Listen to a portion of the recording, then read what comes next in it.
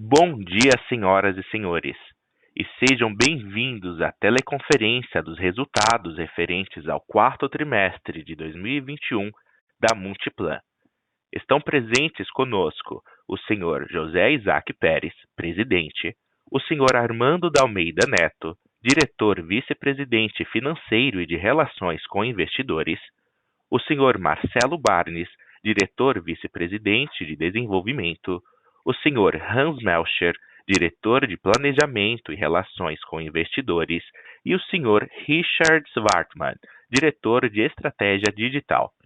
Informamos a todos os participantes que a apresentação dos resultados está disponível para download no site ri.multiplan.com.br. Informamos também que os participantes estarão apenas ouvindo a teleconferência durante a apresentação da empresa e, em seguida, iniciaremos a sessão de perguntas e respostas, quando mais instruções serão fornecidas. Caso algum dos senhores necessite de alguma assistência durante a conferência, queiram, por favor, solicitar a ajuda de um operador digitando *0. Antes de prosseguir, gostaríamos de esclarecer que eventuais declarações que possam ser feitas durante esta teleconferência relativas às perspectivas de negócios da companhia, projeções e metas operacionais e financeiras constituem-se em crenças e premissas da diretoria da Multiplan, bem como informações atualmente disponíveis para a companhia. Considerações futuras não são garantias de desempenho e envolvem riscos, incertezas e premissas. Essas se referem a eventos futuros e, portanto, dependem de circunstâncias que podem ou não ocorrer. Investidores devem compreender que condições econômicas gerais, condições da indústria e outros fatores operacionais podem afetar os resultados futuros da empresa e podem conduzir a resultados que diferem materialmente daqueles expressos em tais considerações futuras. Esta teleconferência terá a duração de 60 minutos. Após esse período, a área de relações com investidores estará à disposição no caso de eventuais dúvidas não terem sido respondidas. Gostaria agora de passar a palavra ao senhor José Isaac Peres, presidente, que iniciará a apresentação.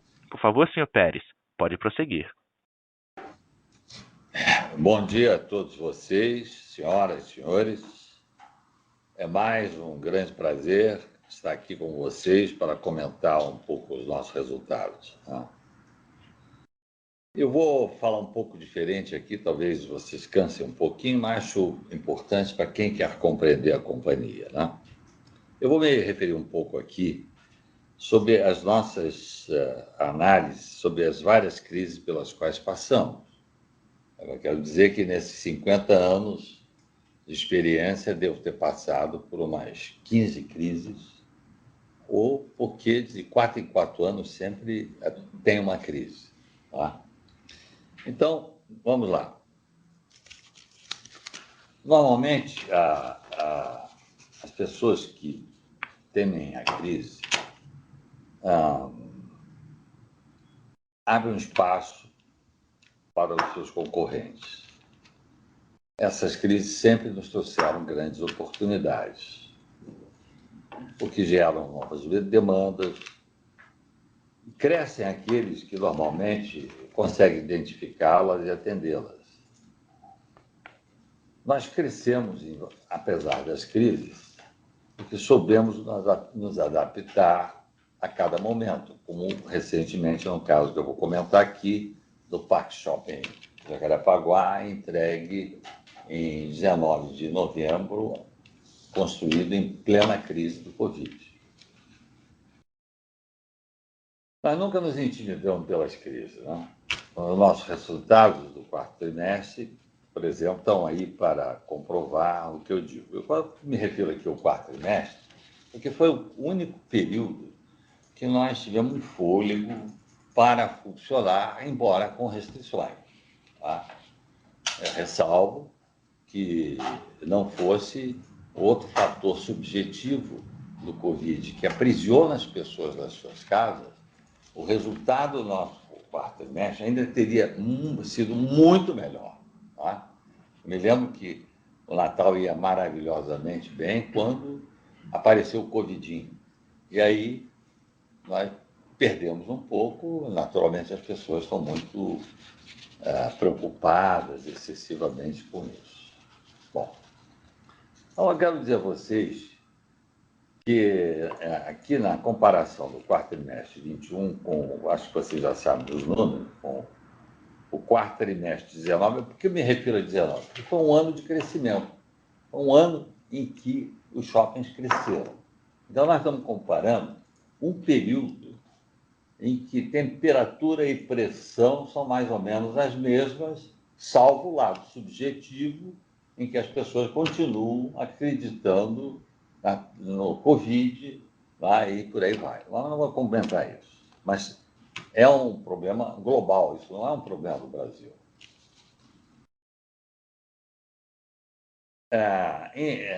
O quarto trimestre de 21, comparando com 19, as vendas dos lojistas avançaram 8,1% sobre 19. Né?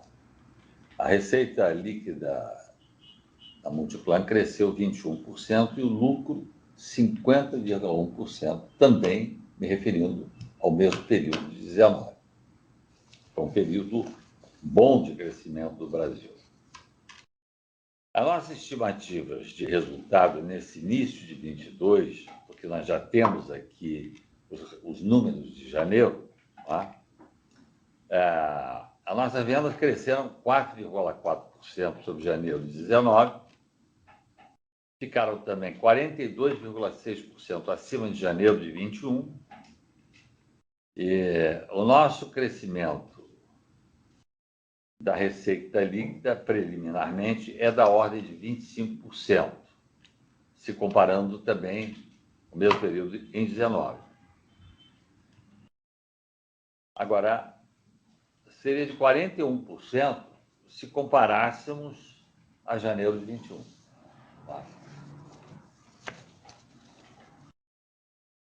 Hoje, os ativos da Multiplan, a valor justo, correspondem a 23 bilhões.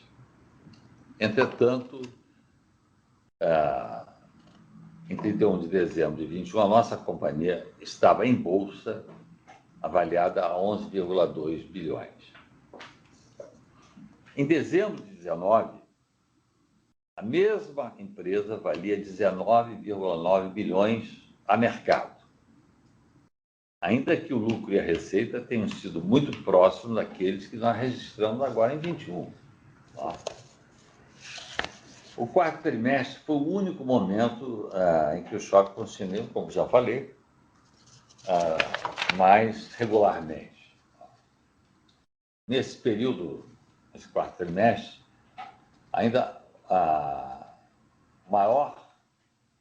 o resultado foi maior do que em 19.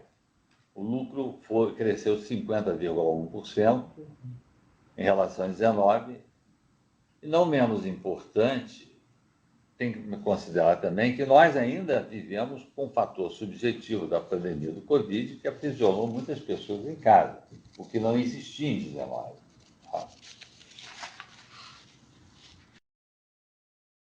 Volto aqui para comentar um pouco essa questão de endividamento da companhia. Em 31 de dezembro de 21, o endividamento líquido da companhia era da ordem de 2,5 bilhões. Nós fizemos aqui, como mero exercício interno, uma avaliação que, com a venda de cerca de 10% dos nossos ativos, nós poderíamos praticamente liquidar toda a nossa dívida. Falo isso porque nesse momento as taxas de juros estão subindo, estão altas, e, evidentemente, a gente pensa que se nós estamos avaliados a um valor muito baixo, talvez não fosse interessante vender alguma coisa dos nossos ativos para tornar a empresa mais rentável e sem dívida. Essa é uma questão que nós estamos examinando. Vamos dizer que vamos fazer isso. Eu sou muito apegado ao que eu tenho. Geralmente não vendo nada, sou comprador. Mas nós somos muito mais, vamos dizer assim, desenvolvedores do que compradores de obras feitas. Vocês já viram isso, a gente tem mania de criar e fazer. E isso tem sido o motor da nossa companhia. eu registrei aqui um fato importante, né? Quando o Multiplan, em 1984, completou a entrega do seu 5º shopping em Brasília, esse shopping foi até inaugurado pelo presidente Figueiredo, foi uma apoteose local, e foi um período de grande recessão. Nós passamos por um período de recessão. A companhia estava muito endividada. Nós alavancamos muito. Nós tínhamos, sei lá, 15% de capital, 95%, 85% era dívida. Foi um período terrível. Né? As vendas começaram a cair, o PIB chegou a ser 3% negativo, e nós íamos quebrar, porque não tinha como pagar. A dívida que nós tínhamos, uma dívida naquela época, não sei, mas eu peguei dívidas de 100%, 200%, 300%. Por exemplo, no último mês do governo Sarney, vocês são jovens, talvez não saibam, mas foi 80%. Tá? Então você vê como é difícil crescer no Brasil nessa situação tão tenebrosa, tão tempestuosa. Né? Bom, voltando aqui, o que nós fizemos para sair da crise e não quebrar? Nós, pela primeira vez, iniciamos a venda de participações de shopping a entidades que buscavam renda no longo prazo. E essas entidades, na época, eram fundos de pensão. Mas, para resolver o nosso problema, nós vendemos 50% de todos os ativos, e com a metade. Não é? Nós pagamos as dívidas, mas depois recompramos quase tudo que vendemos. Certo? Esses 5 shoppings hoje são quase 100% propriedade da Multiplan. Foram os principais shoppings que ela fez. Foi Ribeirão Preto, foi o Barra Shopping, foi Morumbi, foi Parque Shopping, e tem mais um aqui. BH, que foi o primogênito. Depois eu vou comentar um pouco sobre ele. Ó. Bom, enfim, hoje a nossa relação dívida líquida versus o ativo da companhia, na nossa avaliação, que é uma avaliação conservadora, é da ordem de 10%. Eu queria também falar com vocês e destacar que, com a crise gerada pelo coronavírus, agora, em 19 de novembro, já para ele me repetir, nós entregamos o Parque Shopping Jacarepaguá com 95% das lojas locadas. Talvez esse seja o projeto mais intrigante e um dos melhores projetos da companhia. É possível também que tenha sido construído praticamente durante a crise do Covid. Acho que sim, né? Praticamente isso. Portanto, nós não paramos no pior momento, quando nossos shoppings estavam fechados. Ressalvo que a companhia teve perdas porque abriu espontaneamente mão dos aluguéis que tinha direito a receber durante um longo período, cobrando apenas meio condomínio. Essa companhia não jogou dívida de ninguém de aluguel para frente, não. Simplesmente nós fomos solidários aos nossos parceiros varejistas. A gente tem um pouco de coração, esse é o nosso problema. Né? Bom, por que o Parque Shopping de Jacarepaguá está sendo um sucesso incrível e foi uma apoteose a sua inauguração? Simplesmente porque ele está adaptado ao momento que estamos vivendo. Está mais focado no entretenimento, nas áreas verdes, tem um parque externo que estará pronto agora em março, abril, entendeu? Que é primeiro parque aberto infantil, tá? Uma área verde muito grande, um conceito muito lúdico, muito prazer, muita alegria, tá? Enfim, isso é saber identificar a crise e se adaptar à crise. Tá? Por isso eu digo que sempre a crise gera oportunidade. Jacarepaguá é exatamente um subproduto da crise. Ele não poderia ser igual aos outros, porque no princípio da nossa vida, nós fazíamos shoppings muito mais focados só no comércio varejista. Mas depois fomos mudando. Eu tenho muito para falar para vocês e não vou perder tempo mais aqui com esse assunto. Né? Mas quero dizer que Jacarepaguá é uma região que tem 700 mil habitantes, onde o comércio e o serviço são absolutamente incipientes. O problema que tivemos lá é que, para tornar viável esse shopping, nós tivemos que investir muito em rodovias, iluminações, sinalização, em toda a região ali, que abrangeu uma grande parte de Jacarepaguá, e com isso também tornamos o trânsito daquela região muito mais acessível, segundo a opinião dos próprios moradores.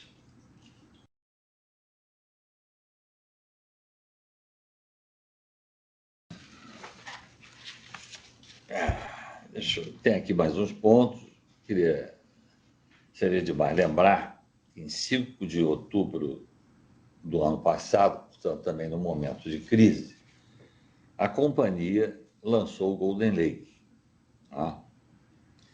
Eu me refiro aqui para fazer uma abordagem que, quando a gente fala aqui em renda real, em grandes centros urbanos, próximos aos shoppings, em suas cidades, shoppings dominantes de suas cidades, temos absoluta convicção do efeito sinérgico que ocorre entre o shopping e as construções no seu entorno.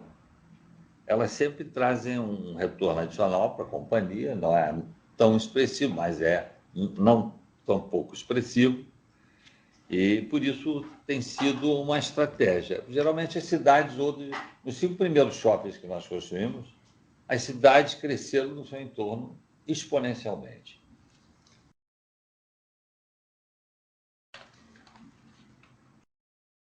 Vou dar um exemplo aqui, por exemplo, o Golden Green, que está aqui na Barra, né, que nós construímos há 30 anos atrás. Na época, um apartamento que nós vendemos por US$ 500 mil, hoje está valendo US$ 2,2 milhões, apesar da crise, porque o mercado imobiliário caiu. Mas já valeu muito mais. Mas é assim, os ativos bons e reais, esses sempre vão crescer e vão se valorizar. Tá? E é por isso, talvez, que o brasileiro gosta tanto de investir em renda real. Né? Renda real é renda imobiliária, né? Porque você recebe a renda, mas o ativo se valoriza também, não se deprecia. Pelo menos, se nós formos considerar o nosso shopping center, por exemplo, BH Shopping, que nós construímos há 41 anos atrás, foi em 79 nós inauguramos. 79, isso. Aí, em 79, nós tínhamos tomado um empréstimo de 12 milhões ao Citibank, porque era o único banco que podia financiar o longo prazo. Corremos risco em dólar. Eu nunca caso ativo e passivo com moedas diferentes. Mas ali é o seguinte, poxa vida, a minha ousadia ainda estava fervendo. Eu fiz lá, naquele shopping, em plena BR-3, que era uma autoestrada. Tudo que tinha no seu entorno era absolutamente o nada. Me lembro quando o prefeito, o vendedor do terreno, era presidente do BMG, se não me engano, Flávio Pérez Guimarães, usou uma expressão para mim, quando ele passou, que ele disse que ia construir um shopping lá. Ele me disse: ô Pérez, o que você vai fazer mesmo lá, né? Como um bom mineiro, ele deve ter pensado que eu tinha encontrado uma mina de ouro ali. Eu disse: não, eu vou construir um shopping. Aí ele diz assim: ô rapaz, ô cara, mas você vai construir para quem? Se lá só tem cabra e burro. É verdade. Era um terreno com alguma elevação e tinha muita cabra e muito burro. Mas deu certo. Aí, quando eu inaugurei, ele disse: ô, rapaz, você tem feito bem. Hoje, a cidade cresceu no seu entorno. O principal bairro, hoje, em valor de Belo Horizonte, está no entorno do BH Shopping. Portanto, o que eu quero dizer? É um shopping que custou 12 milhões, mas hoje, a avaliação que nós temos é por valor justo, tá? Mesmo considerando essas altas taxas de juros de mercado, ele está valendo 400 e poucos milhões.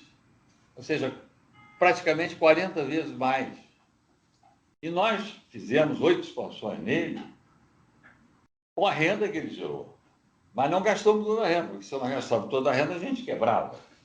Tá? Então, foi assim, com os resíduos das rendas que sobravam do shopping, nós fomos reinvestindo e trazendo do shopping um valor muito maior. Bom, eu vou passar um pouquinho adiante para não cansar mais vocês. Eu quero dizer que ao longo desses 50 anos, nós atravessamos inúmeras crises. Elas vão continuar, os shoppings dominantes vão continuar crescendo, se ampliando e valorizando o seu entorno.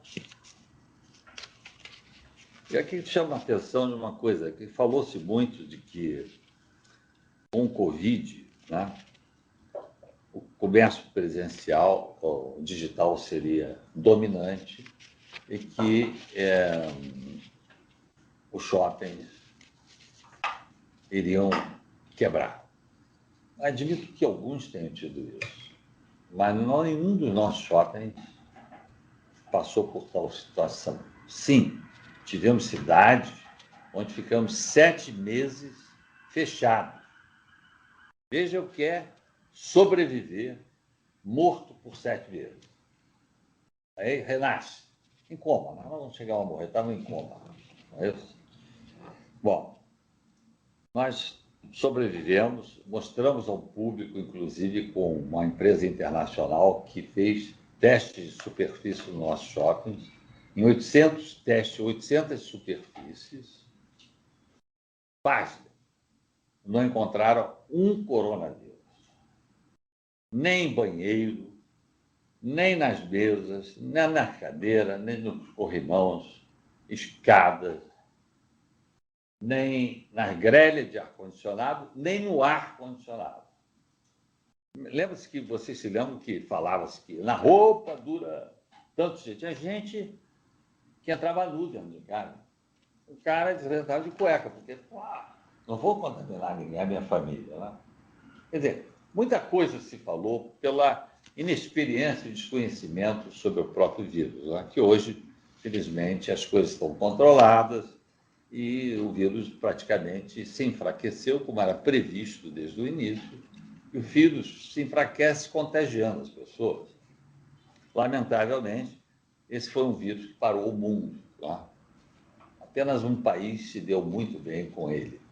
O resto ficou mal. Mas o Brasil resistiu, acho que até esse ano vai ter um crescimento da economia, né? Vamos registrar um PIB positivo. Né? Pode ser que esse ano seja mais difícil, mas, como digo a vocês, quem passou 7 meses fechado e não morreu, difícil matá-lo.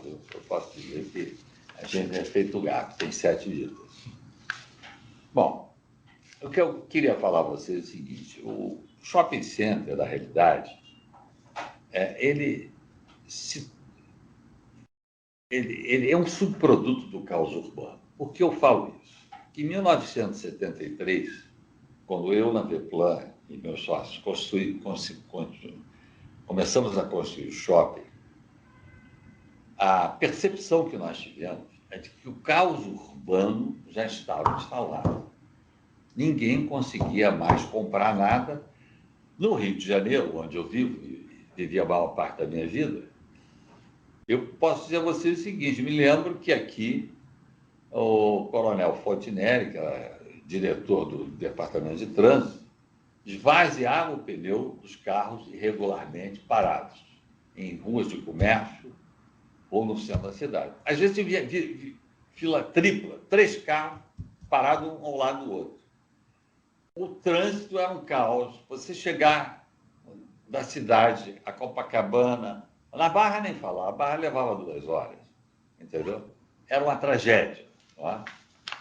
E isso chamou a atenção minha, por exemplo, que tinha feito vários centros comerciais, mas eram galerias comerciais sem estacionamento.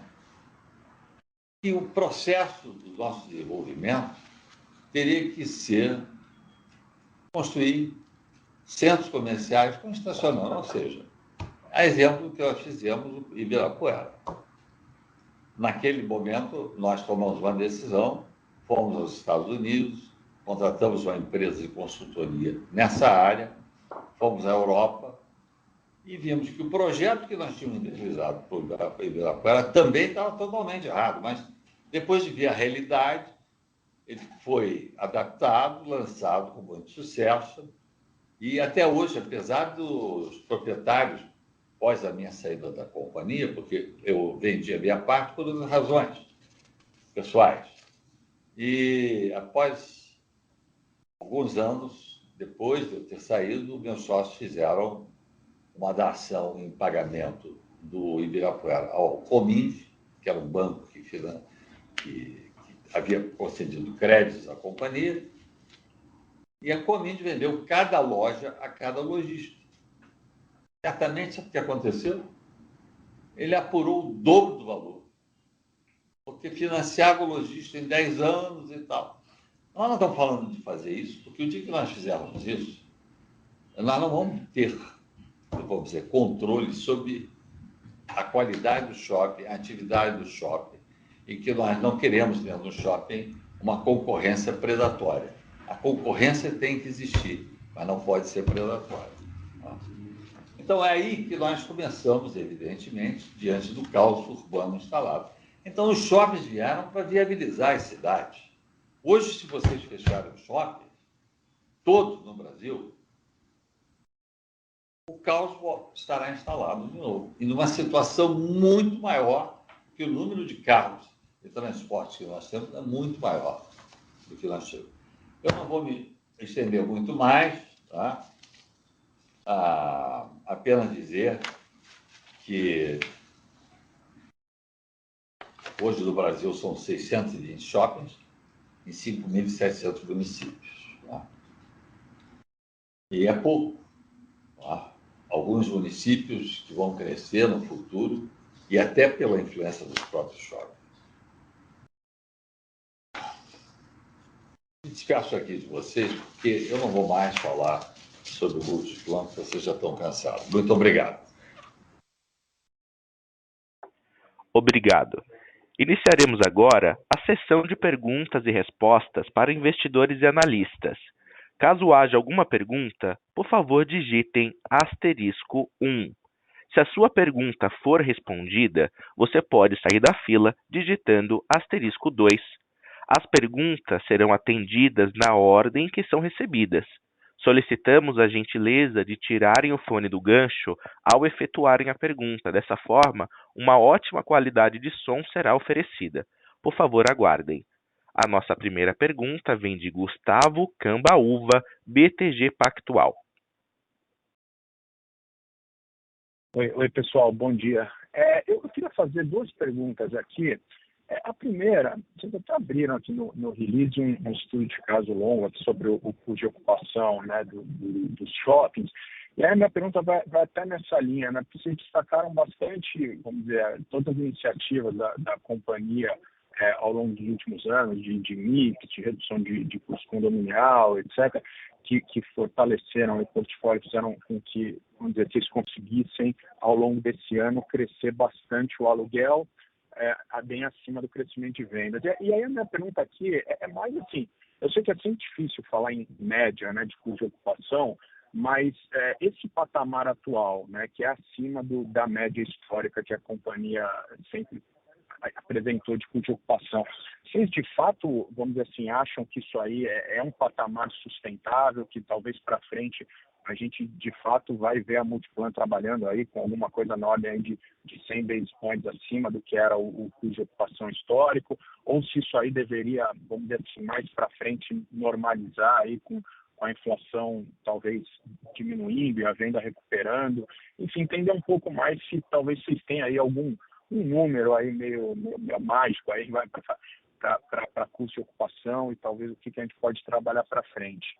E a minha segunda pergunta, ela é em relação à taxa de vacância, né, que ela veio caindo bem ao longo do ano, ela está um pouquinho mais alta que o histórico, mas muito concentrada em alguns ativos, né? A maioria dos ativos já voltou para o patamar histórico. Eu queria saber como vocês veem, talvez a recuperação desses ativos aí, talvez Vila Olímpia, Santa Úrsula, o próprio New York, assim, se talvez, vamos dizer, demora um pouquinho mais para recuperar, ou se já tem alguma coisa mais específica nesses ativos que vocês estão fazendo. Obrigado, bom dia.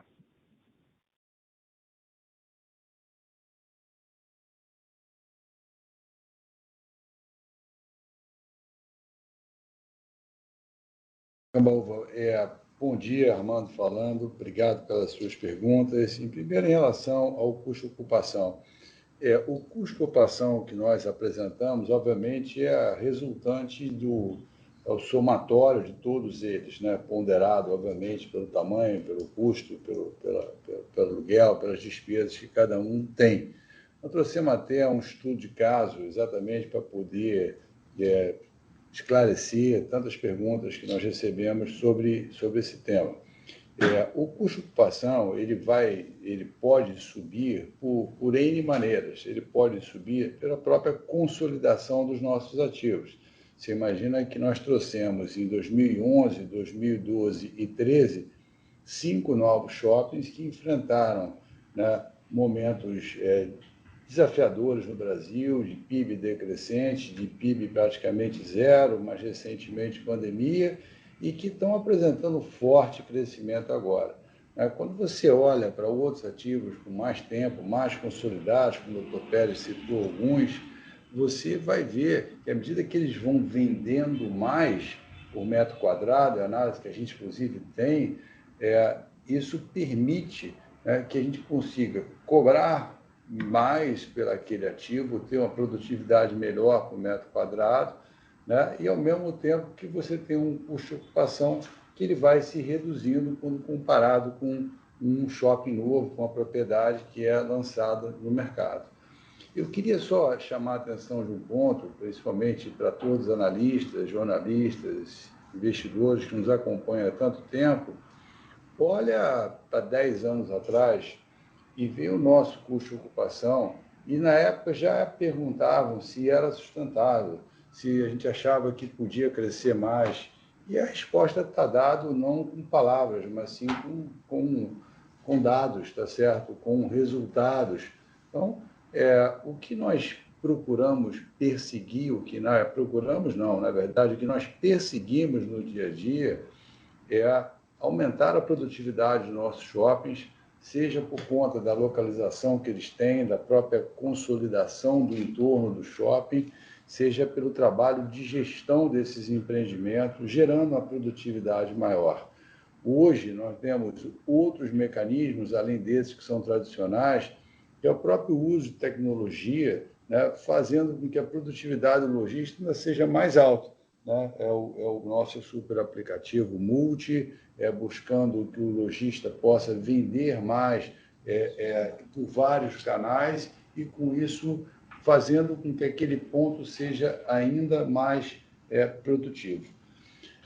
Espero ter explicado para você em relação ao custo. Talvez eu não tenha respondido direto. Sim, eu acho que pode subir mais o custo de ocupação ao longo do tempo, desde que a gente tenha um ambiente de crescimento de vendas de forma sustentável, tá certo? Então, eu acredito sim. E a sua pergunta, a segunda, era a taxa de ocupação. Olha só, meio cheio e meio vazio, né? Assim, muitos podem olhar e falar assim, puxa, a tua ocupação é pior do que era, né, em 2019. E mesmo assim nós conseguimos superar vendas e aluguel do que tínhamos em 2019, apesar de uma taxa de ocupação menor.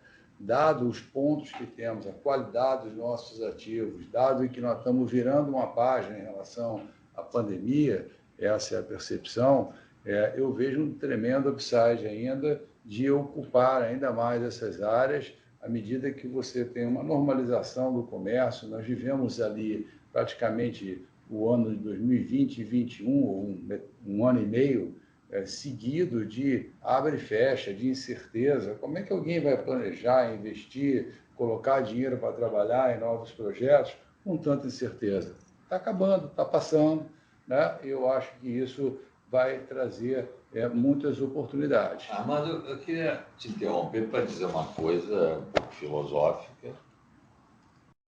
A única certeza que eu tenho é que tudo é incerto.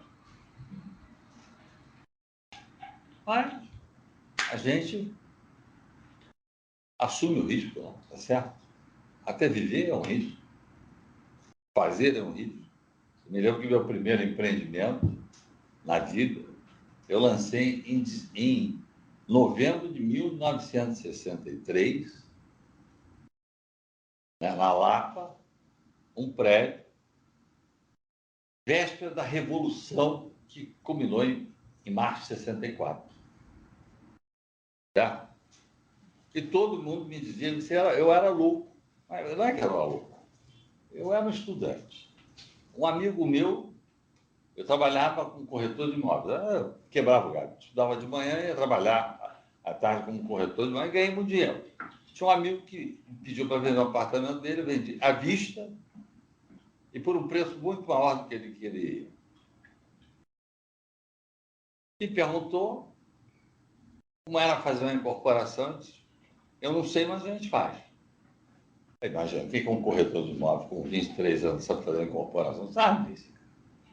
E olha, ele me deu dinheiro, nós compramos, pagou a entrada e eu fiquei com a dívida. 36 meses, mas só tinha dinheiro para pagar 6 prestações. Ele pagou a dívida porque ele vendeu o apartamento e pagou à vista. Comprou a parte, né, a entrada, que era 40%. Eu fiquei com 60%, mas só tinha dinheiro para pagar essas prestações. Ele disse que era louco, eu digo, é a grande oportunidade da minha vida. Eu sei que eu posso perder tudo e ficar devendo o resto da vida, mas é uma opção, a minha opção é essa. Fui, lancei, vendi tudo em 19 dias. Então, quer dizer que olha, eu era muito mais... não tinha nada, eu não tinha nada, e corria muito mais risco. Perfeito? Me lembro que no governo Sarney, a empresa ainda não era uma empresa aberta, nós fomos para Portugal, construímos o primeiro shopping em Portugal, porque o Brasil estava inviável, fomos para Miami, realizamos grandes empreendimentos em Miami. Tá? Então, eu quero dizer que a empresa aqui, ela está no Brasil, mas ela também pode estar em outros lugares, certo? E, lógico, sempre que houver oportunidade de, tanto no imobiliário como no shopping, de crescer e ter resultados, a gente vai arriscar. Tá? Agora, hoje, o único risco que a companhia tem é ter uma dívida líquida de 2,5 bilhões, mas que para quem já teve 85% de dívida e 15% de capital e não quebrou, em 84, tinha tudo para quebrar, certo? Então, eu quero dizer o seguinte, o Brasil cresceu. O Brasil não é mais o mesmo Brasil e toda hora o Brasil muda. Agora, evidentemente que, às vezes, questões políticas, questões sanitárias, ambientais, prejudicam muito a nossa atividade. É só isso. Eu queria acrescentar que o risco, a única certeza que eu tenho na vida é que tudo é incerto.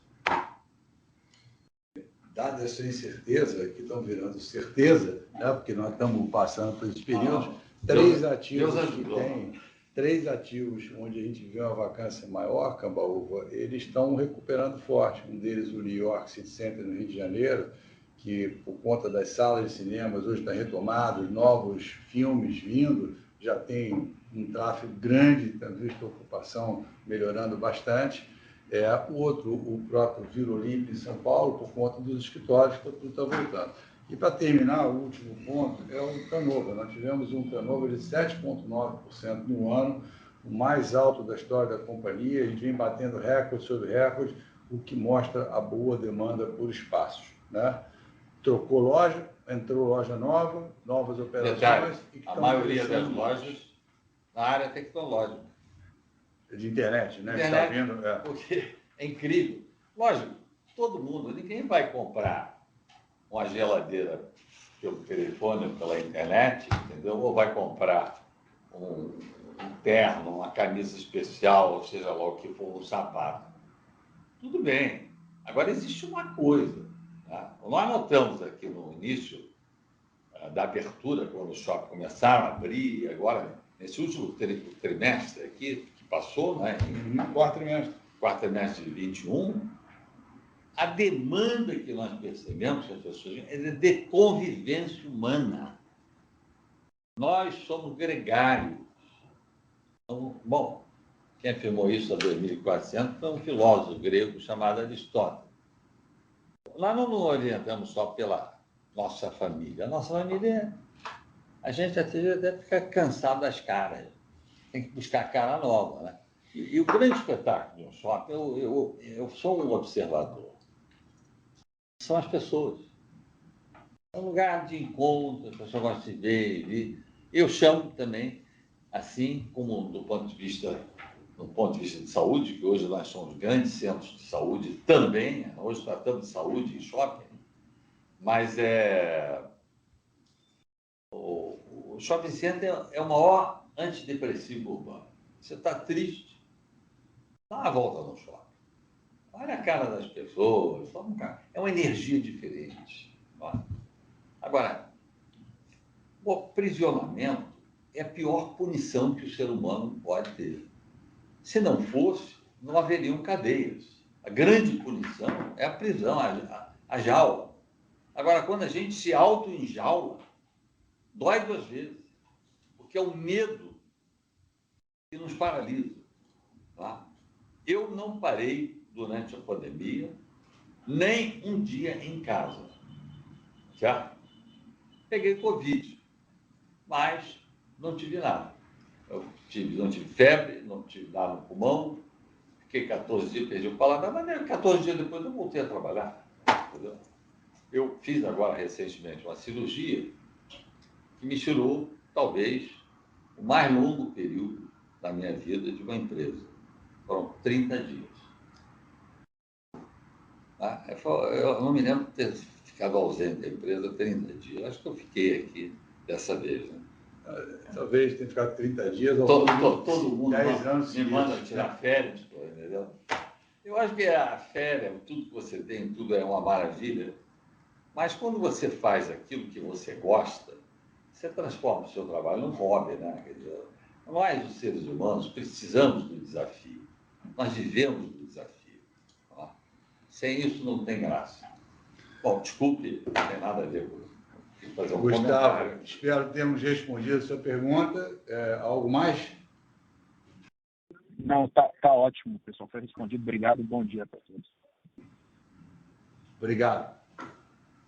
A próxima pergunta vem de Alex Ferraz, Itaú BBA. Bom dia, Dr. Pérez, Armando, obrigado aqui pela apresentação. Eu tenho duas perguntas. A primeira em relação ao comentário aqui de abertura, que vocês falam de venda de ativo, né, que é algo que, para quem acompanha a empresa aqui há um tempo, não é tão comum. É óbvio, né, hoje quando a gente olha o mercado, onde está a ação e até acompanha as transações de mercado privado, você dá para perceber que no mercado privado você tem um nível de cap, né, muito mais atrativo. Só queria entender se assim, óbvio que é muito preliminar, mas quando vocês falam em possível venda, né, se dá para imaginar que seria um ativo ou várias participações fracionadas nos ativos, como é que vocês pensam aqui um pouco essa parte aqui da venda, ou se ainda é simplesmente mais ter essa opcionalidade aqui para desalavancar? E a segunda parte é em relação a janeiro, né, que até foi mencionado aqui que a receita líquida cresce 25% contra janeiro 19, que foi parecido aqui com o que a gente viu nesse crescimento do quarto tri. Só entender se para os contratos que estão vencendo, né, fazer aniversário agora nesse começo de ano, vocês têm conseguido passar, então, um nível aqui de same-store rent muito parecido com o que a gente viu no quarto tri, né, dada essa dinâmica de receita, ou seja, mesmo sem essa sazonalidade, o efeito do Natal, esse repasse no aniversário dos contratos tem ficado no mesmo nível.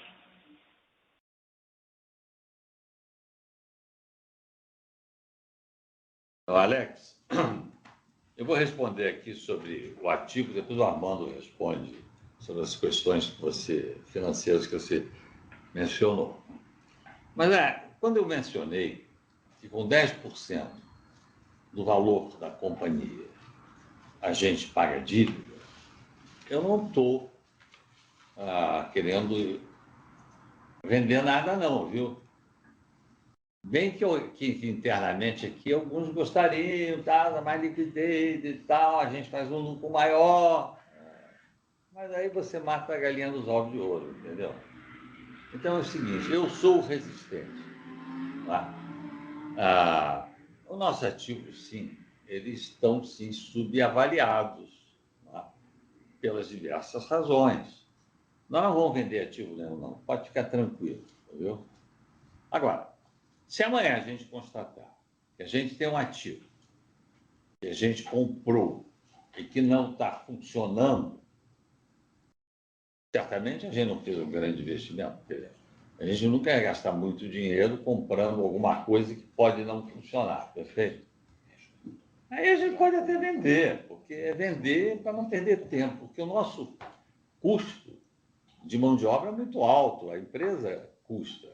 Tá? E aí a gente quer concentrar a nossa energia em atividades produtivas, seja imobiliária, seja no campo do comércio. Tá? Então é isso a minha resposta. Agora, a outra financeira, acho que o Armando pode responder melhor você. Não, Alex, as renovações são automáticas, né? A não ser que o lojista opte, o inquilino opte por sair do contrato com a devida antecedência, seguindo todas as regras, a renovação é automática. Então, acho que esse dado que o Dr. Pérez passou, do crescimento da receita líquida, e quando você pega os indicadores de GPM, por exemplo, te dá uma boa noção da continuidade que você viu no quarto trimestre. Era essa a sua pergunta, Alex? Não, tá ótimo, Armando. Era só para ver se por acaso, assim, como o quarto tri, já uma data sazonalmente forte, estava os lojistas em relação aqui a algum eventual desconto, estava um pouco mais fácil de ter todo esse repasse, né? Se mudou alguma coisa no primeiro, mas acho no começo do ano, mas está respondido. Tá ok, então. Obrigado. Próxima pergunta, de Bruno Mendonça, Bradesco BBI. Oi, pessoal, bom dia.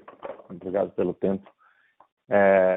Duas perguntas também. A primeira, o Armando comentou aí sobre o turnover, né, acima da média, o maior histórico. Mas olhando os números consolidados aí, fica com a impressão de que esses novos lojistas estão entrando pagando perto do patamar de preço, né? Esse novo patamar de preço. Não sei se um pouquinho abaixo. É mais alto do que era pré-pandemia, sem dúvida. Você pode falar um pouco mais sobre essa dinâmica de turnover, sobre essas trocas e as novas negociações, aí colocando na perspectiva de como que as novas negociações se comparam em termos de desafio às negociações de reajustes dos tenants existentes? Essa é a primeira pergunta. E a segunda, no tema de alavancagem, o que a gente pode esperar para frente aí? A gente tem, sim, muitas coisas se movendo ao mesmo tempo. Tem o Golden Lake entrando em fase de desenvolvimento. Não sei se tem alguma coisa de investimento em digital ou em empresas que tende a ser relevante, e isso tudo dentro de também sob a ótica de CAPEX do que tem para fazer, né? O que dá para a gente esperar dessa evolução de CAPEX aí, se é que tem algum número meta aí para o fim do ano, mas a expectativa é de uma geração de caixa importante em 2022, se a minha percepção está certa. É isso, obrigado.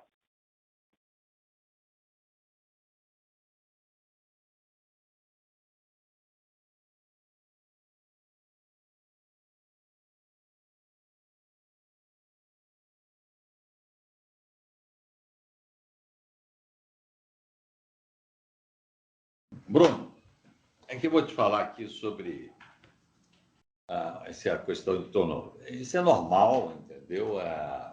Logicamente que nós nunca imaginávamos, né, passar por uma crise como passamos. não é? Os prognósticos contra a nossa atividade foram terríveis. Ia acabar, é tudo digital, agora... Bom, realmente, algumas cidades castigaram severamente o comércio em geral e, como tal, os shoppings também. Houve cidades que fecharam o comércio 7 vezes. Tá? Do outro lado, nós nos adaptamos, nós nos consertamos, passamos a tratar com grande cuidado a entrada e saída de pessoas, testando a temperatura, contratando empresas de grandes infectologistas que nos assessoraram, né? Tratando melhor e investindo muito nessa área de higiene. Perfeito? Ficamos tranquilos pelos dados que a gente tinha e o turnover é normal e quando, por exemplo, quer dizer, nós nunca tivemos assim um buraco. Quanto é que foi a nossa perda de locação de área alocada? Foi de 97 alto para 95,3 agora.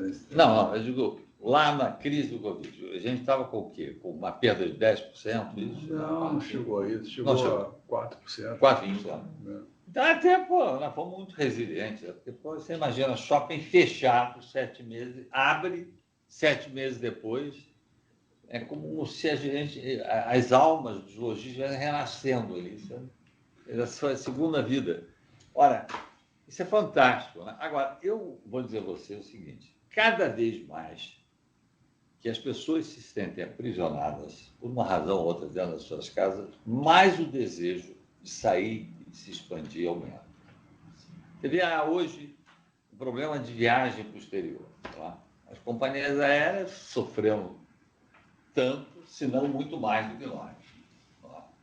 E não tem avião para voar, não tem voo, há restrições dos países e tal.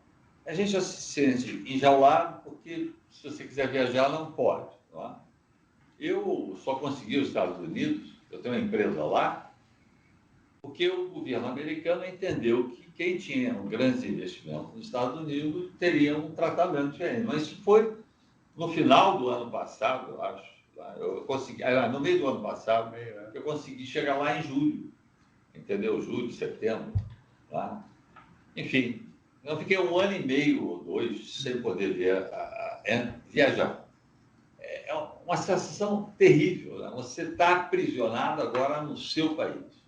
Você está aprisionado na sua casa.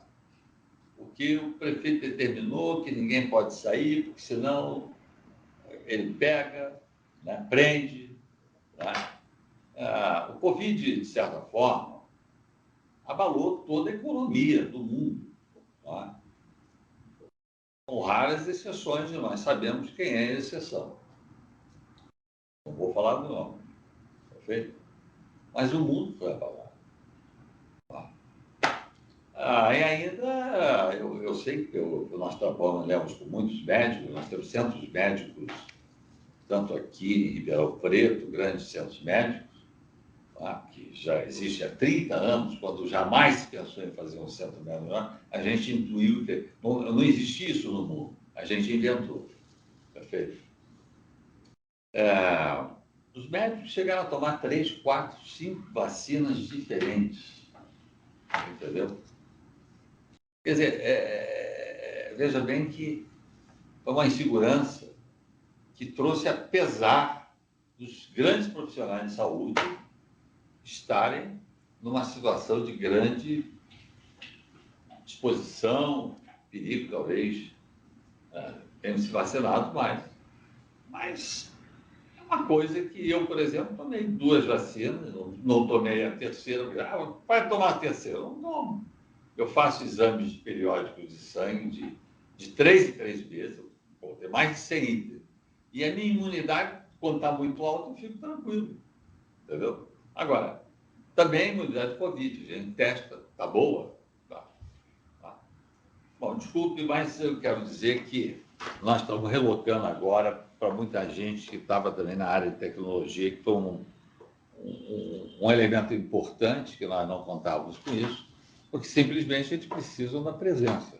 Tá? O comércio presencial, mais do que simplesmente troca de moeda por mercadoria, ele é uma forma de integração de pessoas. As pessoas vão ao shopping porque querem conversar, até com o vendedor, tomar um café, encontrar uma pessoa. Quer dizer, nós somos hoje grandes centros de convivência, damos segurança às pessoas. Tem qualquer coisa que aconteça no shopping, a pessoa, se passou mal, nós temos atendimento imediato, ambulâncias, tudo, entendeu? Enfim, o que eu devo dizer é que eu vejo com um grande futuro a nossa atividade. Logicamente que as ruas sofreram muito. Não sei como será a recuperação nas grandes cidades do comércio de rua. Lá. Mas o nosso shopping, a maioria sobreviveu. Nós somos 620 shoppings para 5.400 municípios. Certamente haverá espaço para crescimento. Tá? E o shopping já existe no mundo há mais de 70 anos. No Brasil deve ter uns 50 e pouco. É isso.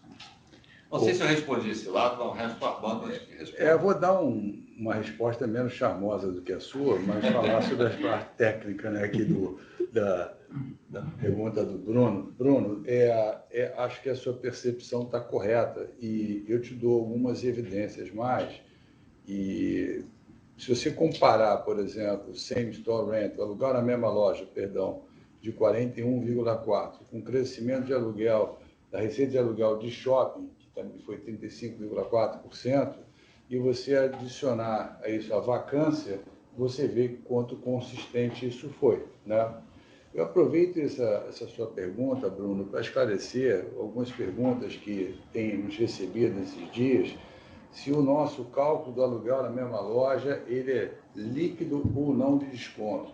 Claro que é. Ele é líquido de desconto. O aluguel é o aluguel pago, faturado. Se ele tem desconto, já está tudo ali, qualquer coisa está ali. O que é faturado, que é calculado no aluguel da mesma loja. Tá? Em relação, então, à sua pergunta sobre a análise, sobre a locação das novas lojas, está todo sentido, está alinhada e é possível por conta da qualidade dos empreendimentos que nós temos, da produtividade dos empreendimentos, da oportunidade que é locar lojas em pontos únicos. A segunda pergunta, em relação à alavancagem, Bruno, nós temos uma amortização já prevista para esse ano. O nosso CAPEX não tem e nunca teve uma meta de quanto investir. Nós vamos investindo à medida que nós estamos vendo um bom mercado, oportunidade, financiamento disponíveis, custo de dinheiro, melhor uso dos recursos na companhia. Então, o planejamento nosso é ir desalavancando ao longo do ano, dado que essa alavancagem ela é historicamente mais alta por conta ainda dos descontos concedidos ao longo dos últimos quase 2 anos, né? Então, o que nós estamos esperando, mesmo com os investimentos que temos planejado, é uma gradual desalavancagem da companhia. Ok? Ok, perfeito. Muito obrigado. Obrigado você, Bruno. Próxima pergunta de André Mazzini, Citibank. Olá, Dr. Pérez, Armando, obrigado pelo call. Primeira pergunta sobre o ponto da troca de lojistas, né? Vocês já comentaram um pouco, 7,9% é o maior churn em bastante tempo. Então, falar um pouquinho de quem está entrando e quem está saindo. Acho que intuitivamente imaginaria que talvez lojas pequenas foram mal durante o Covid, né? As mom and pops, claro, tem menos acesso a crédito, mercado de capital, esse tipo de coisa. Então, de fato, esses inquilinos que sofreram e saíram. E quem está entrando, né? Eu tendo a pensar nas nativas digitais, né? Hoje em dia, tudo que é marca nova tende a começar no digital e depois percebe que precisa de uma loja física, ou então as grandes redes mesmo, que até acessaram o mercado de capital nesse ínterim. Então, quem entra, quem sai, nesse churn de 7,9%. E a segunda pergunta sobre a parte tributária, né? Então, teve uma otimização interessante aqui, tributo sobre receita, né? Assim, a receita cresce bem, receita bruta no ano, contra o quarto 20, e os tributos até caem um pouquinho, né? Então, o tributo sobre receita ali no top line diminuiu no ano contra ano e acho que está até menor do que também historicamente. Então, se de fato, essa menor porcentagem, que acho que está em 5% agora, algo que a gente pode ver para frente ou isso foi pontual? Obrigado.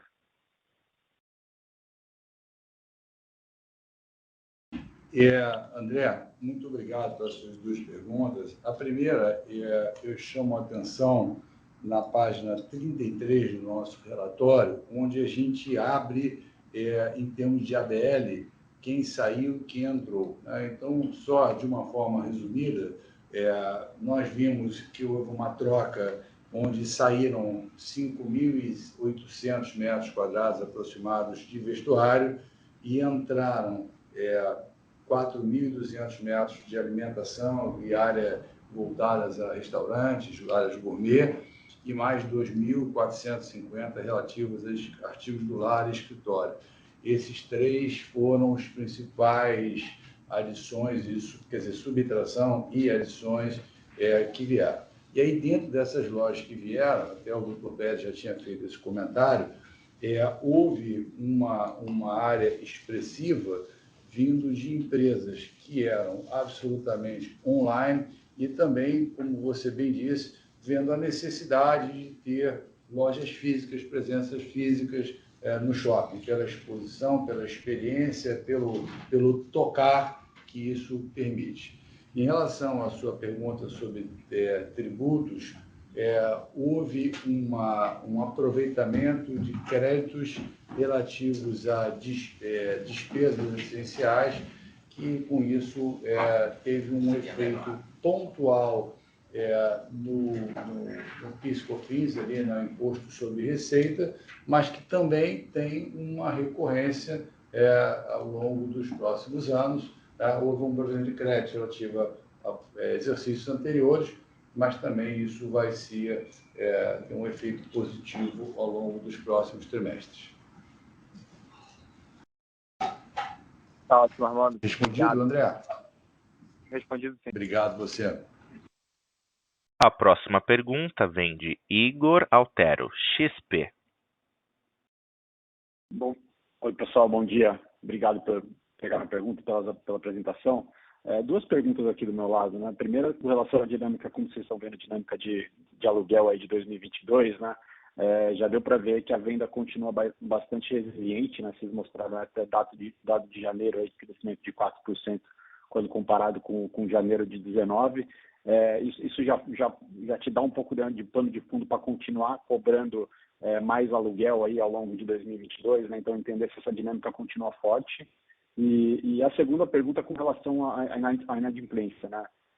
Então, apesar dessa cobrança um pouco mais ativa que vocês tiveram, vocês conseguiram endereçar bem ali a questão da inadimplência, né? Então, ficou sob controle. Eu queria entender como é que vocês estão vendo esse controle, viu, entre inadimplência e cobrança, né? Esse trade-off de como vocês estão enxergando. Eu gostaria basicamente essas duas perguntas.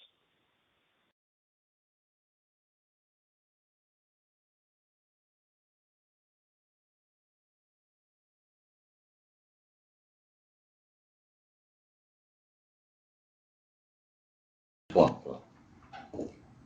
Eu vou responder apenas uma parte mais simples, talvez a mais consistente, não sei se é. É o seguinte, aluguel é função de vendas, certo?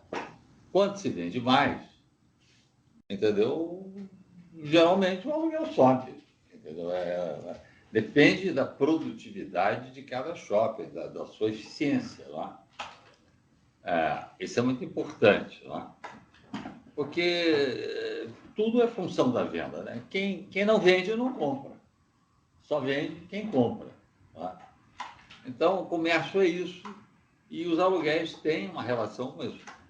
Bom, o que eu posso te dar de exemplo é que todo mundo dizia para mim que era louco construir um shopping fantástico em Jacarepaguá, e etc. e tal. E nós inauguramos com 95% lotado. E pós-inauguração, Muitas lojas pagavam luvas para entrar, porque havia uma disputa maior. Eu acho que essa é a melhor resposta que eu posso te dar para um shopping recém-nascido. Que geralmente shopping recém-nascido não nasce com essa bola toda, não. Entendeu? É isso. Eu acho que o melhor teste foi a realidade. Com certeza. Obrigado. Igor, só Igor. complementando aqui, o aluguel 2022, obviamente a gente tem uma visão positiva, primeiro porque a gente vê uma recuperação do setor como um todo, a gente vê operando com normalidade, nós estamos vendo gradualmente as restrições sendo levantadas, o que vai nos permitir ser mais eficientes na gestão, consequentemente gerando vendas, como o Dr. Pérez acabou de falar, e, obviamente, criando um ambiente que possa ter um aluguel maior. Além de, claro, tem uma pressão ainda de índice de reajuste, né, que vai ser favorável à questão do aluguel. Eu estava numa conversa hoje de manhã, antes do call, e muita gente questiona, mais um ano que o PIB cresce pouco, etc. Aí eu peguei e fui rapidamente dar uma olhada ali em 2015 e 2016, que foram anos onde o PIB caiu 3,55 e 3,31, respectivamente, né? E mesmo assim nós tivemos crescimento de vendas, crescimento de aluguel, porque isso tudo é possível quando você tem a combinação de boas propriedades e boa gestão, e é o que nós temos aqui na companhia. Em relação à inadimplência, eu acho que quando a gente olha os nossos indicadores e vê a recuperação forte que nós tivemos, a inadimplência é um dos indicadores que ainda está acima dos dados históricos, né? Ter superado os números de 2019 foi uma grande vitória. Volto a dizer, 2019 tinha sido um ano recorde de boa performance. Então, superar esses dados para nós tem um sabor especial, principalmente com todas as restrições que nós enfrentamos. E a inadimplência, ela vem diminuindo, ela vem se reduzindo, mas ainda é um dado que, historicamente, está com números maiores, né, do que nós vínhamos em 2019. E a gente espera, pela qualidade do nosso portfólio, pela melhora do ambiente econômico, do ambiente de vendas, que a gente possa reduzir essa inadimplência ao longo do tempo. Mas é o nosso desejo e é o nosso trabalho. Tá ótimo, Dr. Pérez, Armando. Obrigado. Obrigado você, Igor. Próxima pergunta de Fanny Oren, Santander. Bom dia, pessoal. Bom dia, Dr. Pérez. Bom dia, Armando. Bom dia a todo mundo aí.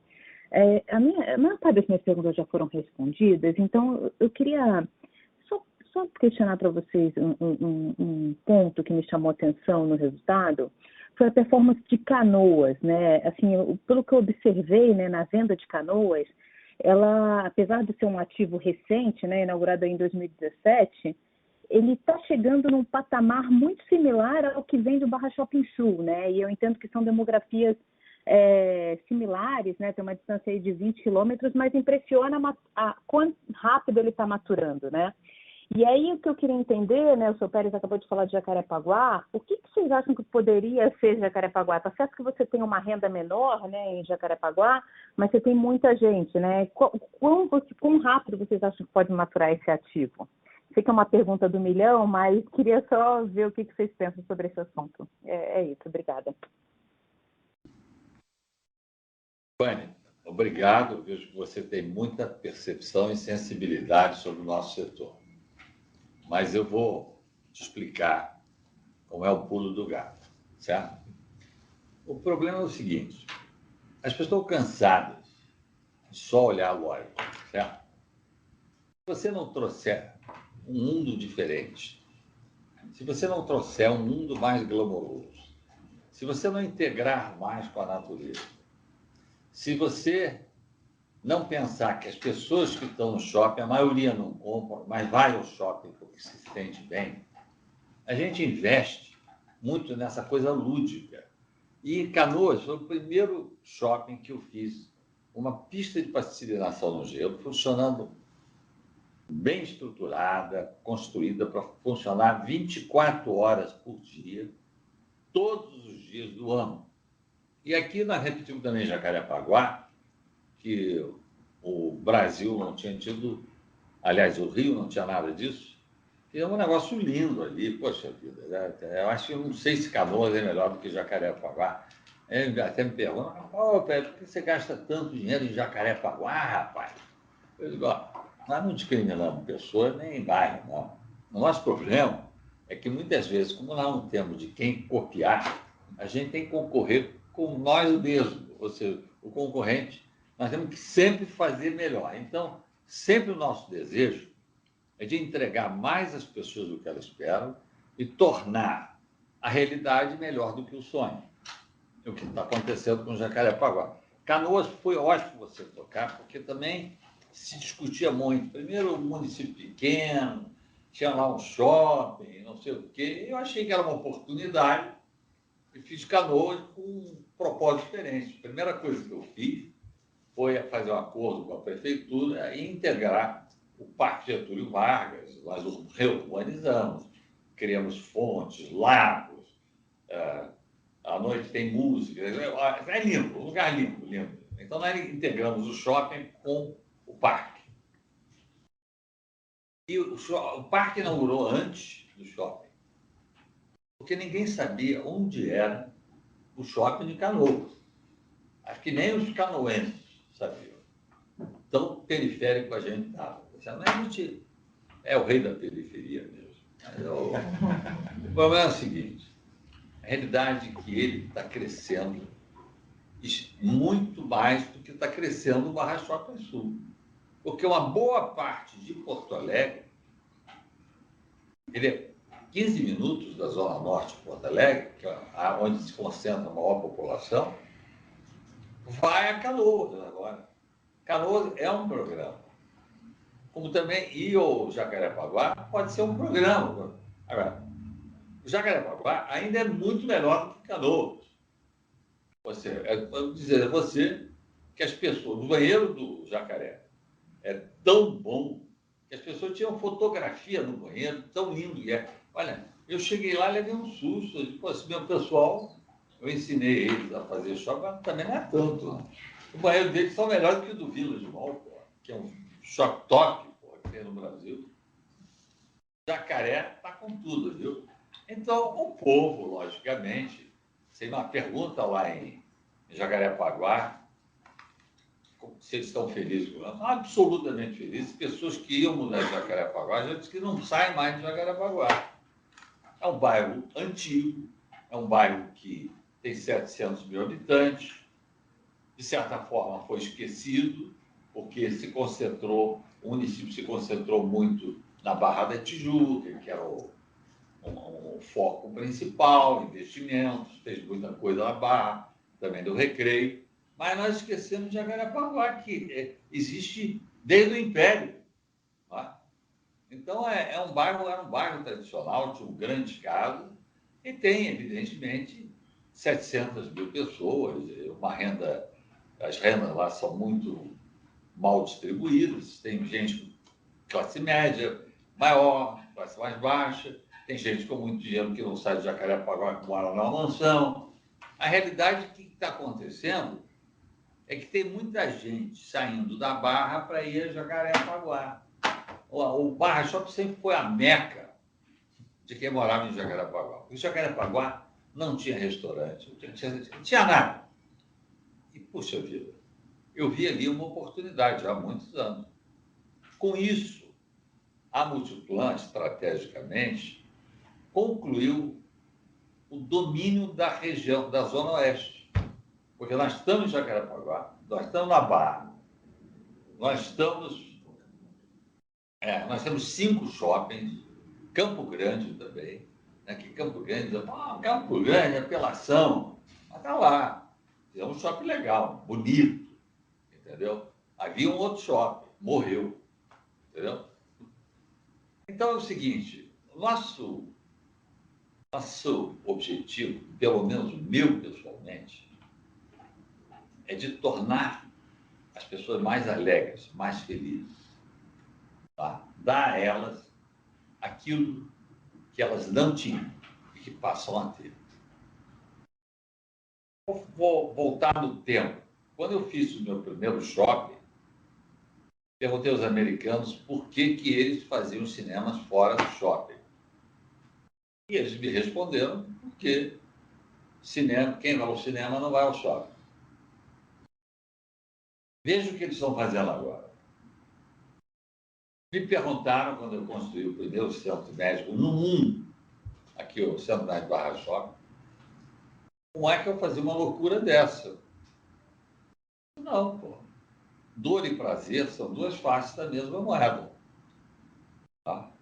Então, hoje, as pessoas vêm ao Barra Shopping e vão ao centro médico até por um hábito. Até por um hábito. Porque quem vai ao Barra Shopping todo dia, adota os médicos, são médicos selecionados, de muito renome, entendeu? Vão lá. Eu me trato, eu venho aqui todo dia, me trato no Barra Shopping. E não resolvem a sua vida lá. Tá? O Barra Shopping recebe 25 milhões de pessoas por ano. Tá? Talvez o município tenha 7 milhões, né? A gente recebe 4 vezes, quase 4 vezes, a população do município do Rio de Janeiro. É isso. É dano que se recebe, não é isso? É isso que a gente faz. Investe na frente, acha que a gente está jogando dinheiro fora, está perdendo dinheiro, caro, patinação o dia inteiro para quê?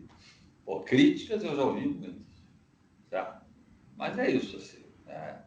A gente tem que perceber, se colocar no lugar do consumidor e dizer o que eu poderia fazer para tornar esse indivíduo mais feliz. A nossa última iniciativa foi uma associação que eu fiz com Augusto Cury, que é um grande psiquiatra, autor de centenas, um grande best-seller em autoajuda, né? Foi o Multicer, que nós criamos em Ribeirão Preto, que é um centro terapêutico, só indo lá para ver, para tratar das questões emocionais que as pessoas têm. Porque eu, durante muitos anos, olhava as pessoas e o que eu posso dar a essas pessoas para elas se sentirem melhor. Eu olhava o exterior, mas eu via que dentro de cada pessoa havia algum problema. Não há um humano que não tenha um problema, uma ansiedade, uma angústia. Tá? Então, eu gostaria de tentar ajudar essas pessoas que passam aqui felizes, que muitas vezes, naquele momento, essa alegria encobre uma dor, mas elas têm outros problemas internos, como todo mundo tem. E aí eu criei o Multicer, e hoje em dia tive uma informação de uma pessoa de São Paulo que me disse que ela não tinha condições de fazer psicanálise, mas que ela foi ao Multicer e com R$120 ela conseguiu se tratar, tá? E ser atendida. Tá? E são médicos, psiquiatras, é uma estrutura que eu montei. Fiz questão de colocar no mall para dizer que você pode comprar uma camisa por R$120, mas você não vai resolver o problema da sua dor emocional. Então, você tem ali também um backup. Você tem um apoio, né, que eu tenho certeza, assim como nós fizemos o Centro Médico, tá? As pessoas vão adotar, como adotaram o Centro Médico, que hoje faz 300 mil consultas mês, é isso? Entre exames e consultas. 300 mil consultas e exame mês. Tá? Por quê? Eu pergunto. Porque as pessoas dizem o seguinte: quando você vai lá fazer um tratamento, alguma coisa assim, ao médico, você tem a sensação que você não tem nada, porque ela entra no shopping. Quando está no horário dela, ela é chamada Antes chamava por um bip, agora é o próprio celular. Não precisa ficar olhando a cara das pessoas assim, com aquela tristeza que esses consultórios têm, né? Todo mundo com problema ali, pô. Um mancando, o outro não, pô. Entendeu? Aí, pô, é alegria, pô. Entendeu? Então é o seguinte, a dor e o prazer são duas faces da mesma moeda. Nós tornamos o hábito de ir ao médico mais agradável, é isso. Um médico me perguntou há muitos anos, um médico famoso aqui do Rio de Janeiro, o que estava acontecendo, que a clínica dele do Leblon, os clientes estavam preferindo ir à clínica dele do Barra Shopping. É o seguinte, porque ir ao Barra Shopping é um programa. E também anestesia o medo que as pessoas têm de ir ao médico.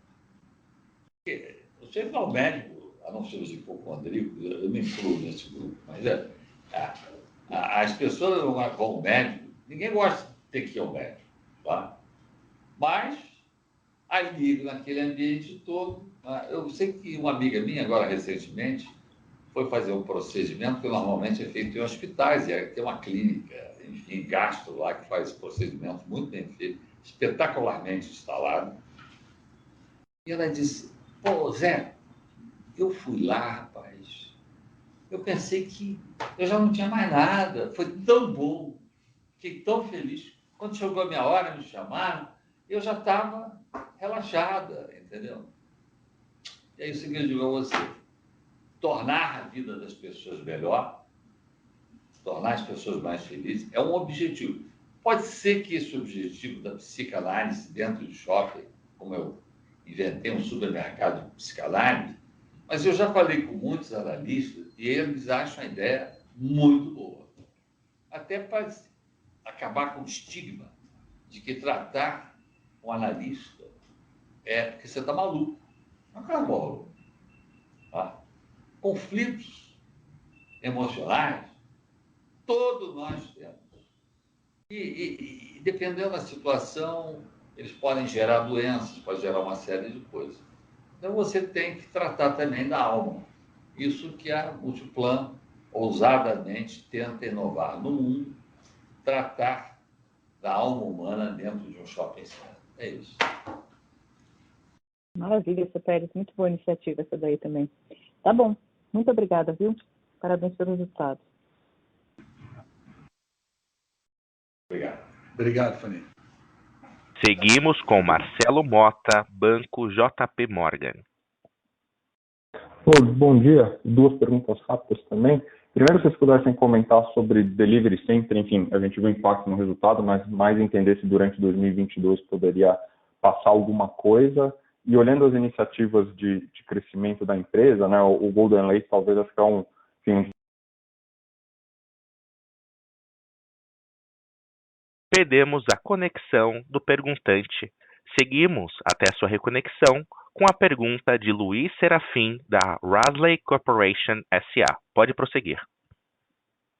A minha pergunta era exatamente sobre a saída da Multiplan do capital da Delivery Center dela e da BR Malls, que foi anunciada no quarto trimestre.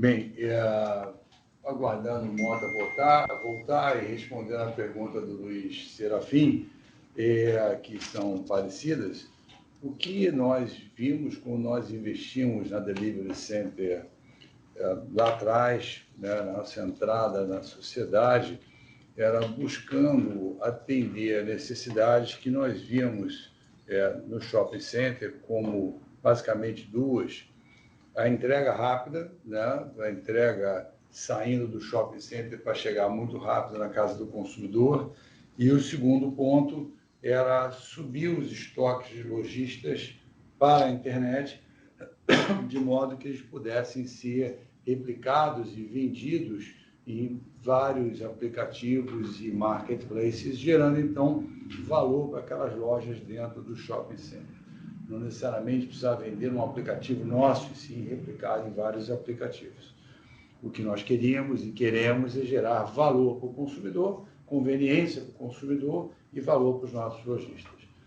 E, ao longo do tempo, o que nós vimos que aquela estratégia, que era então única da Delivery Center, ela passou a ser replicada de forma independente por vários outros participantes.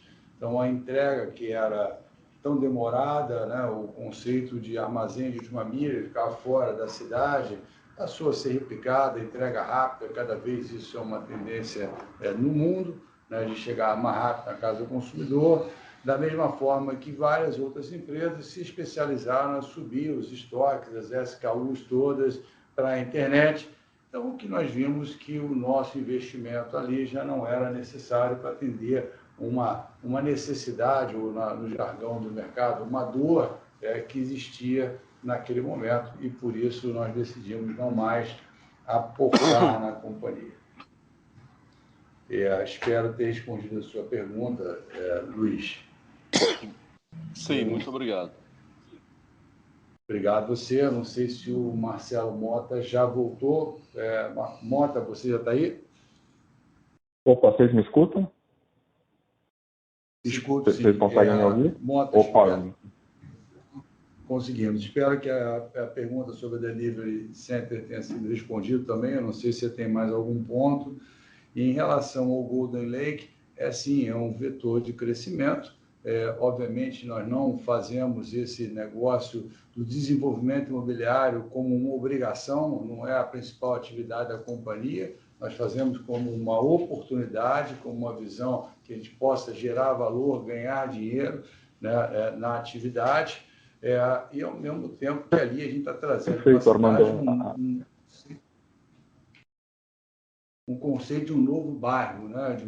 de uma nova maneira de viver. Uma única ressalva, que o nosso DNA é imobiliário. Nós fizemos mais de 300 empreendimentos imobiliários, pelo menos eu fiz na minha vida. Entendeu? O shopping center foi o pulo do gato. Sair das galerias comerciais para fazer uma coisa muito mais necessária lá. Mas eu digo, a gente não faz isso como obrigação. Não, é que não, ele, por favor, assim, prioridade são os centros comerciais, né? Prioridade são os serviços, prioridade também é o desenvolvimento. Nós temos talvez 1 milhão de metros quadrados no entorno do nosso shopping, né? Então nós temos muita terra que não valia nada, passou a valer muito, e nós vamos desenvolvendo projetos imobiliários nesse entorno, é isso. E o Golden Lake, como você sabe, Mota, foi lançada a primeira fase, né, que é o Lake Vitória, e existem outras fases que estão planejadas, no momento que a gente achar oportuno, serem lançadas também. Perfeito. E tem alguma ideia de como é que estão indo as vendas? Vocês podem abrir para a gente, até para a gente tentar entender o impacto positivo que isso pode ter nos resultados agora ao longo de 2022? Claro, nós trouxemos até no relatório. Nós temos até agora, final de janeiro, 42% da área privativa vendida, né? São, se eu não me engano, 38 ou 39 unidades das 94, e isso representa um valor geral de vendas de 207 milhões de reais, de um VGV esperado em torno de 530 milhões de reais. A obra começa agora, né, em janeiro. Exato. Então, só para ver a representatividade do que já foi vendido, são 207 milhões de reais. Agora, é pena que não tem imagem, né? Porque se a gente pudesse passar a imagem do que a gente já fez lá, é impressionante. Essas imagens das quadras ainda não ficaram prontas depois. Aquilo é talvez um dos projetos únicos no Brasil, certamente do sul do país, é o maior de todos. É muito semelhante ao Golden Green, mas é melhor do que o Golden Green, porque nós aprendemos com o Golden Green, agora fizemos melhor ainda. Lá vai ter até hospital para cachorro. Entendeu? Não é hospital, hotel para cachorro, porque as pessoas perguntam. E quando eu saí no fim de semana, onde eu deixo meu cachorro? Então a gente está fazendo um hotel de cachorro lá bacana, entendeu? Porque cachorro, desculpe, não é cachorro. O cachorro hoje é uma pessoa. Eu acho que a gente aprendeu nessa pandemia, mais do que nunca. Eu sempre gostei muito de cachorro, mas agora o povo aprendeu, aí andou caçando vira-lata na rua, porque não tinha cachorro. Viu? Vamos para salvar essa espécie. Mas olha, é um projeto que vale a pena ser visto. Desculpa, nós tivemos uma interferência no som, espero não ter atrapalhado. Acho que cansaram da gente. Bom, acho que terminamos, não? Tem mais perguntas? Não há mais perguntas. Passo a palavra ao senhor José Isaac Pérez para as últimas considerações. Olha, agradeço a paciência de vocês de nos escutarem, de trazerem perguntas extremamente construtivas para a nossa empresa. E também aprendemos muito nessa troca de informações. E dizer a vocês que continuamos muito animados com o que a gente faz, né, acreditando cada vez mais. Né? Então, só posso dizer a vocês muito obrigado, né, e dizer que a Multiplan vai muito bem esse ano, apesar de eleições de tudo, mas ainda é um ano bem promissor para o comércio varejista. Muito obrigado. Obrigado. A teleconferência de resultados do quarto trimestre da Multiplan está encerrada. Tenham um ótimo dia.